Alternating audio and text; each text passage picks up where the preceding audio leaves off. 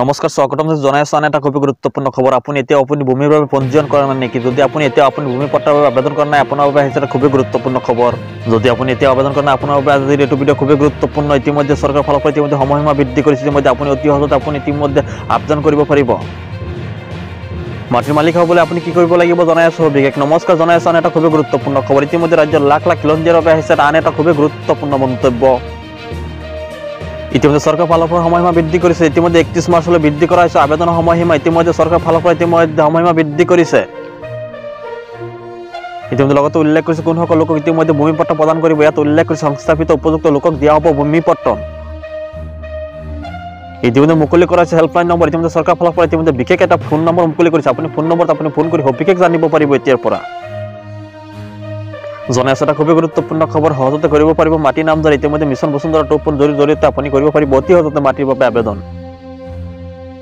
ইয়াৰ পৰা মাটি বাৰী সংক্ৰান্তীয় কেইবাটা সুবিধা লাভ কৰিব ইতিমধ্যে ৰাজ্য ইতিমধ্যে সৰকাৰ ফালৰ পৰা কেইবাটা সুবিধা ইতিমধ্যে প্ৰদান কৰিব ৰাজ্যক ইতিমধ্যে ৰাজ্যৰ লগতে লাভ কৰিব ডিজিটেল ষ্টাম্প ইতিমধ্যে ৰাজ্যবাসীয়ে লাভ কৰিব ইতিমধ্যে সৰকাৰ ফালৰ পৰা ইতিমধ্যে ডিজিটেল ষ্টাম্প ইতিমধ্যে প্ৰদান কৰাৰ সিদ্ধান্ত গ্ৰহণ কৰিছে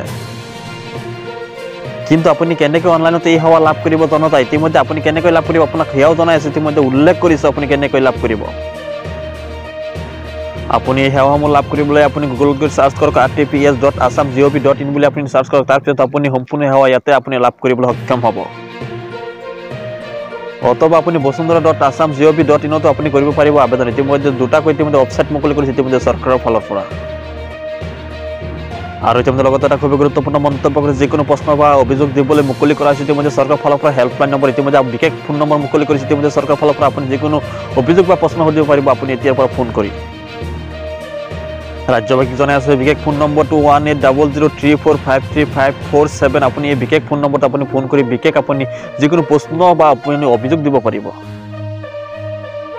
ইতিমধ্যে মুখ্যমন্ত্ৰীগৰাকীয়ে ভাষণত কি উল্লেখ কৰিছে আপোনালোকক হেয়াও জনাই আছো সংস্থাপিত উপযুক্ত লোকক দিয়া হ'ব ভূমি পট্টা ইতিমধ্যে মুখ্যমন্ত্ৰীগৰাকীয়ে ইতিমধ্যে উল্লেখ কৰিছে এই গুৰুত্বপূৰ্ণ মন্তব্য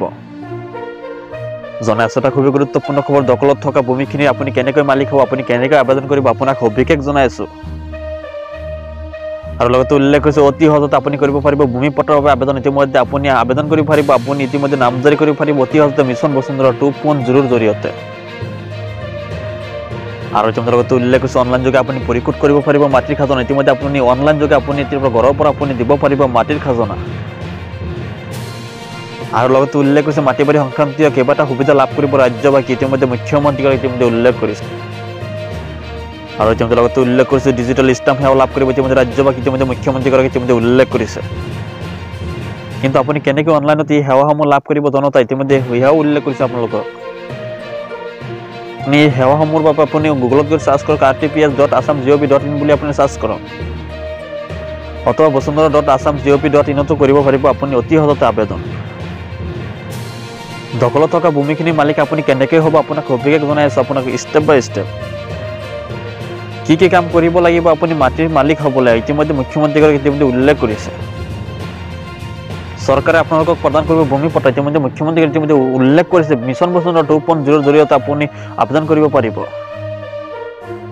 আৰু ইতিমধ্যে লগতে এটা খুব গুৰুত্বপূৰ্ণ মন্তব্য কৰিছে একশনীয়া মাটি মেদি কৰি দিব হিমন্ত সৰকাৰে ইতিমধ্যে উল্লেখ কৰিছে